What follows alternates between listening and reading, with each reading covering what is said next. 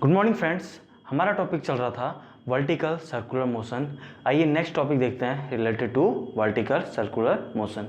ध्यान से देखिएगा, अब हम स्लैग की कंडीशन पढ़ने जा रहे हैं। स्लैग की कंडीशन मीन्स, स्लैग मीन्स आपकी डोर कब लूज हो जा रही है, ढीली पड़ जा रही है, उस कंडीशन में आपका जो मोशन होता है ऑब्जेक्ट का, प्रोजेक्टाइल मोशन होता है। आइए समझते हैं, ध्यान से देखिएगा। लेट अस सपोज कोई ऑब्जेक्ट है, लेट अस सपोज कोई ऑब्जेक्ट है, आपने उसको थ्रेड से बांधा हुआ है। लेट अस सपोज आपने उसको थ्रेड से यहाँ से बांधा हुआ है, तो क्या होगा, ध्यान से देखिएगा। यहाँ पे आपने इनिशियली वेलोसिटी कितनी दी, इनिशियली वेलोसिटी दी आपने u, इसके बाद धीरे धीरे वेलोसिटी कम हो रही होगी। आइए ध्यान से देखिएगा, अगर ये मास इस पोजीशन पे पहुँचा तो इसका मास mg नीचे लग रहा होगा, इसका मास mg नीचे लग रहा होगा, इधर को टेंशन T लग रही होगी। आपको पता है सेंट्रीफ्यूगल फोर्स आउटवर्ड mv²/r। इतनी बात आप लोगों को समझ में आ रही है। अब ध्यान से देखिएगा, आप क्या चाहते हैं, आप पढ़ रहे हैं स्लैग कंडीशन। स्लैग कब होगा, ध्यान से देखिएगा, जब ये रस्सी में, ये डोर में, ये रस्सी में तनाव, टेंशन क्या हो जाएगी, जीरो हो जाएगी। जब इसमें टेंशन जीरो हो जाएगी, उस कंडीशन में क्या होगा, आपका स्लैग कंडीशन हो जाएगी। अगर ये लूज हो गया तो होगा क्या, ध्यान से देखिएगा, ये ऑब्जेक्ट फिर सर्कुलर पाथ करने से रहा तो क्या करेगा ये, ध्यान से देखिएगा, यहाँ पे इसके पास जितनी भी वेलोसिटी होगी, लेट अस सपोज यहाँ u थी 10 मीटर पर सेकंड, यहाँ पहुँचते पहुँचते घट के 7 हो गई मान लेते हैं, तो ये 7 यानी लेस वाली वेलोसिटी जितनी है, लेट अस सपोज इसका अमाउंट अभी बोल देते हैं, लेट अस सपोज ये है v अमाउंट है, तो क्या होगा, इस डायरेक्शन में v है, तो क्या है, आपका मोशन सर्कुलर ना रह के कैसा होगा, ध्यान से देखिएगा, आपका मोशन कुछ ऐसा हो जाएगा। बात समझ में आ रही है। तो एक्चुअल बात कैसा है, ये प्रोजेक्टाइल मोशन आप लोग देख पा रहे हैं, ध्यान से देखिएगा, ये डॉट डॉट डॉट इसलिए दिखा रहा हूँ, ये एक्चुअल पाथ नहीं है, ये एक्चुअल पाथ नहीं है। एक्चुअल पाथ क्या है, आप लोगों के सामने है, this is the projectile path, this is the projectile path,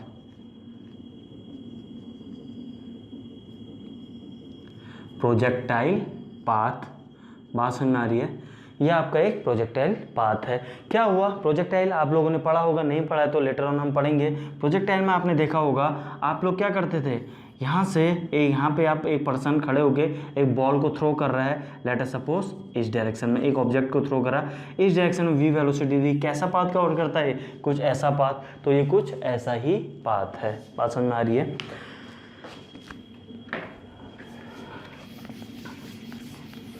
आइए ध्यान से देखिएगा, आइए कंडीशन लिखते हैं। यहाँ पे हम इसकी कंडीशन देखने जा रहे हैं, क्या कंडीशन होगी। हम जानते हैं, यहाँ से फ्री बॉडी डायग्राम देख के हम क्या लिख सकते हैं, T प्लस mg का एक component mg cos theta, mg cos theta, T plus mg cos theta equals to क्या लिख सकते हैं, mv²/r। ये प्लस mg का एक component mg cos theta equals to mv²/r। आप लोगों को पता है टेंशन कितनी, जीरो। अगर आप चाहते हैं स्लैग हो, अगर आप चाहते हैं प्रोजेक्टाइल मोशन हो, तो टेंशन कितनी, टेंशन आपकी जीरो, टेंशन आपकी जीरो। तो यहाँ से एक इक्वेशन आपके पास आ गई। ध्यान से सुनिएगा, वर्क एनर्जी थ्योरम आइए अप्लाई करते हैं। By WE theorem, by WE theorem क्या है, ध्यान से देखिएगा, WE थ्योरम के अकॉर्डिंग यहाँ पे पहले ऑब्जेक्ट यहाँ था, अब यहाँ पहुँच गया, इसने हाइट कितनी गेन करी, इसने हाइट गेन करी यहाँ से यहाँ तक प्लस यहाँ से यहाँ तक, यहाँ से यहाँ तक। ध्यान से देखिएगा, ये हाइट इसने गेन करी है, दिस इज़ द हाइट, यहाँ से लेके यहाँ तक दिस इज़ द हाइट। ये कितनी है, this is the r radius, और ये कितना है, दिस इज r, और ये थीटा, तो ये r cos theta, this height is r cos theta. मैं यहाँ पे लिख देता हूँ, आइए दिस इज, चलिए this height and this height दोनों को जोड़ के कितना आ रहा है आपका, यहाँ पे डायरेक्टली लिख दे रहा हूँ मैं, this is your height is r plus r cos theta, r यानी 1 प्लस cos थीटा लिख देता हूँ directly, this is the height. बात समझ में आ रही है।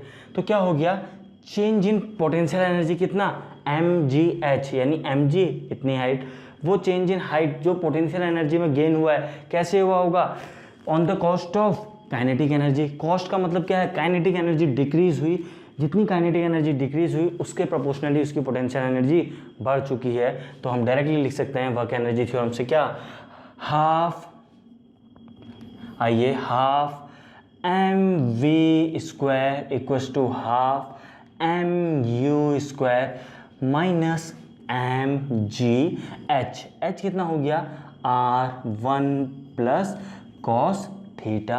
बात समझ में आ रही है? ध्यान से देखिएगा, आपको पता है क्या, यहाँ पे v0 नहीं है, यहाँ पे v0 नहीं है। अब देखिएगा यहाँ पे mv² है, ये mv², एक काम करते हैं mv² की वैल्यू यहाँ से सब्स्टिट्यूट करते हैं, तो हम क्या लिख सकते हैं इसे, mgr cos थीटा। mv² की जगह क्या लिख सकते हैं, mgr को इधर ले जाइए, mgr cos theta by 2 equals to half mu² minus mgr1 plus cos theta. ध्यान से देखिएगा, यहाँ पे इस 2 को अगर मैं यहाँ से गायब करूँ, यहाँ से हटाएं, तो हम ये 2 को यहाँ मल्टीप्लाई कर सकते हैं, बिल्कुल कर सकते हैं। बात समझ में आ रही है? आपने क्या किया, 2 को इधर मल्टीप्लाई कर दिया, पूरी इक्वेशन को 2 से मल्टीप्लाई कर दिया। तो यहाँ से ध्यान से देखिएगा, आपके पास cos थीटा यहाँ पे भी है, आपके पास cos थीटा यहाँ पे भी है। cos थीटा ये कॉमन ले लेते हैं, cos थीटा कॉमन लेके ध्यान से देखिए, क्या मैं इसको ये लिख सकता हूँ, mgr यहाँ बचा, यहाँ 2mgr यानी 3mgr, m से m कैंसिल, तो आप डायरेक्टली लिख सकते हैं 3gr, यहाँ पे u² माइनस 2gr।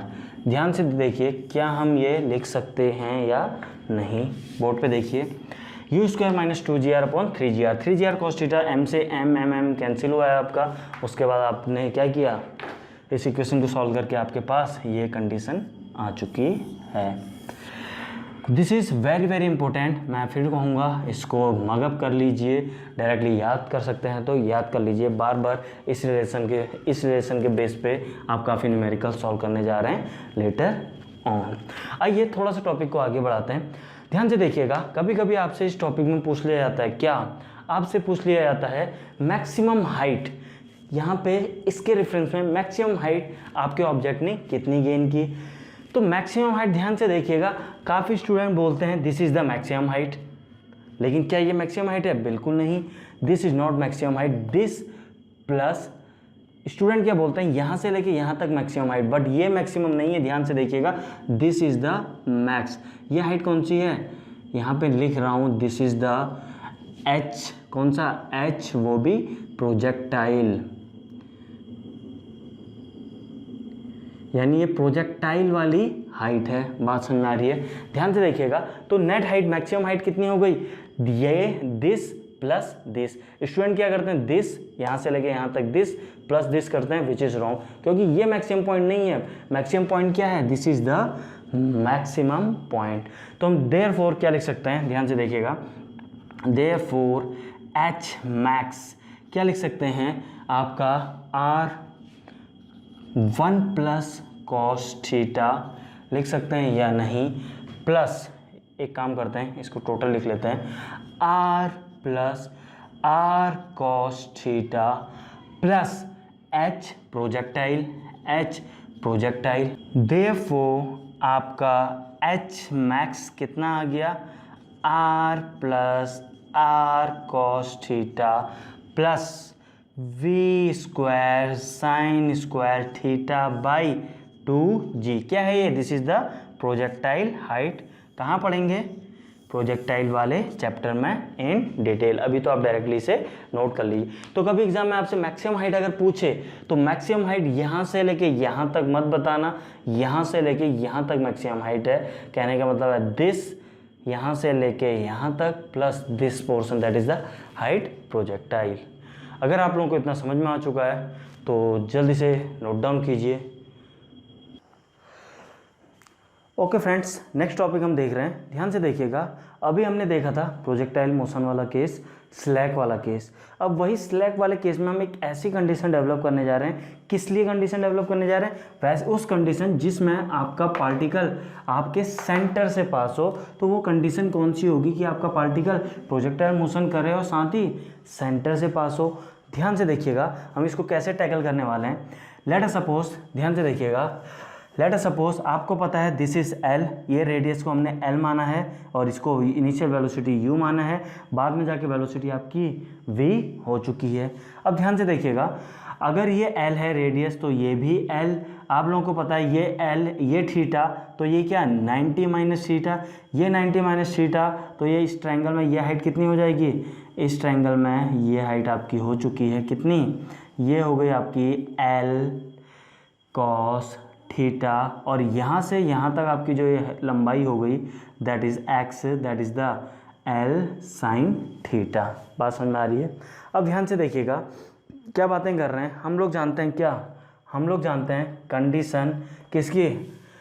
हमने अभी पढ़ा था कॉस थीटा, प्रोजेक्टाइल का केस डील कर रहे हैं तो हमने पढ़ा था cos theta equals to u square minus 2GR upon 3GR, यही पढ़ा था हमने।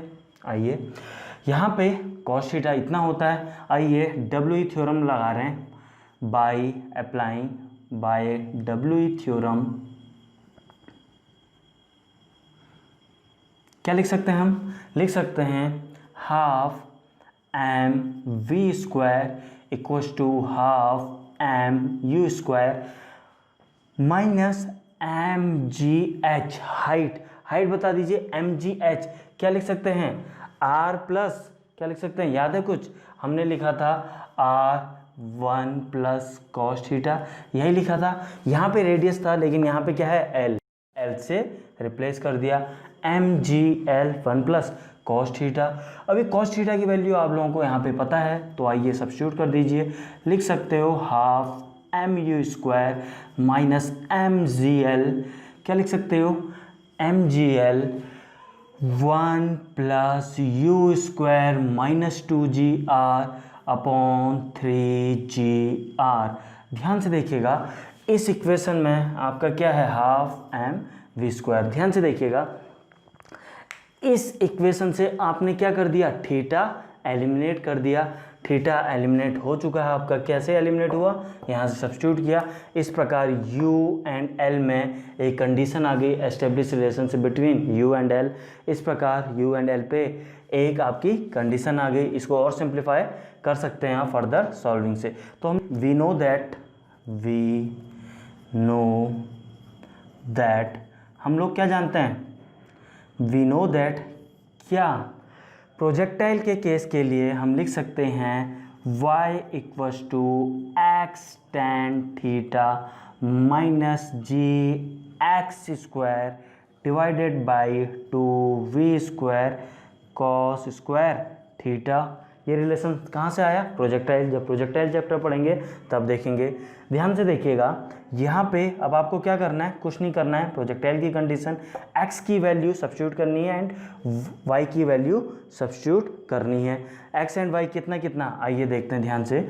इस फिगर में x कितना है? This is the x, this is the y।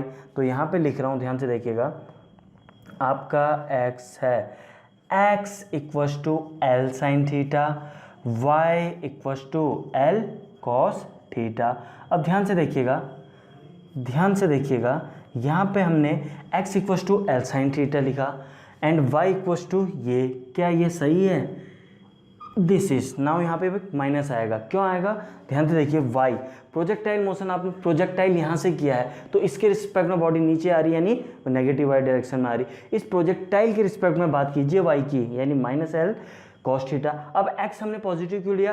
Projectile में हम किसी बॉडी को इस डायरेक्शन में फेंक रहे हैं तो हम उसको पॉजिटिव मान के चल रहे हैं, क्योंकि ये रिलेशन कैसे आया है? जिस डायरेक्शन में आप गेंद फेंक रहे हैं वो डायरेक्शन पॉजिटिव। तो आपने यहाँ पे ये कोई ऑब्जेक्ट फेंका इस डायरेक्शन में, तो ये डायरेक्शन कौन सा है? पॉजिटिव। इसीलिए हमने इसको एल साइन थीटा को क्या लिया? इसके रिस्पेक्ट में पॉजिटिव। अगर इधर होता इससे इधर, इसलिए हमने पॉजिटिव, इधर क्या हो जाएगा? नेगेटिव। बात समझ में आ रही है? आइए तो इन दोनों को आप सब्स्टिट्यूट कर लीजिए तो क्या आ जाएगा? y की जगह डाल दीजिए minus L cos theta, minus L cos theta equals to X L sine theta, L sine theta tan theta minus G, X means L square sine square theta divided by 2v square cos square theta. अब देखिए ध्यान से देखिएगा, आपको u and l में relationship निकालनी थी।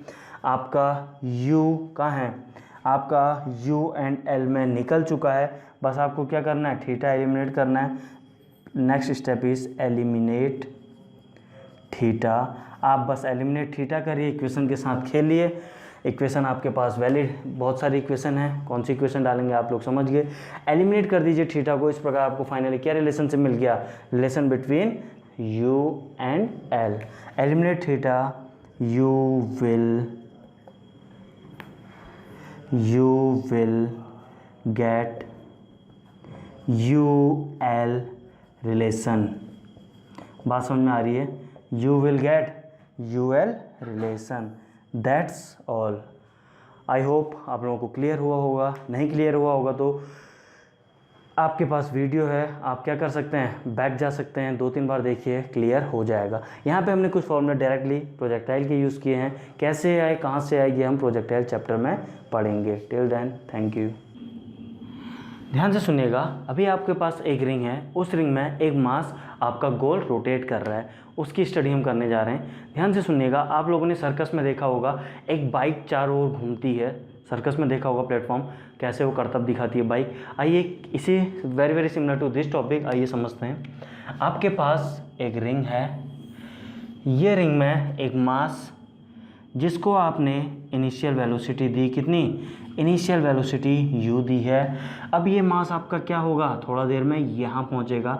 अब जो हमने अभी टॉपिक पढ़ा था vertical circular motion, it is very similar to that. अब होगा क्या, यहाँ पे नॉर्मल फोर्स आएगा, डेफिनेटली यहाँ पे नॉर्मल फोर्स आएगा।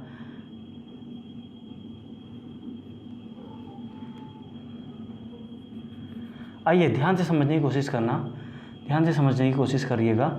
आइए यहाँ पे नॉर्मल फोर्स आना है, तो अभी हम जो एनालिसिस कर रहे थे उसमें क्या था, एक थ्रेड से एक ऑब्जेक्ट बांधा हुआ था, एक थ्रेड से एक ऑब्जेक्ट बांधा हुआ था। अब के तो वहाँ पे उस थ्रेड में क्या आती थी, आपकी टेंशन आती थी।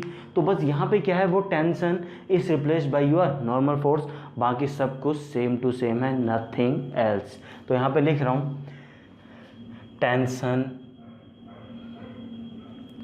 On thread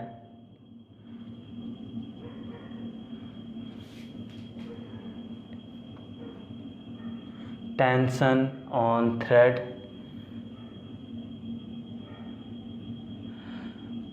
is replaced by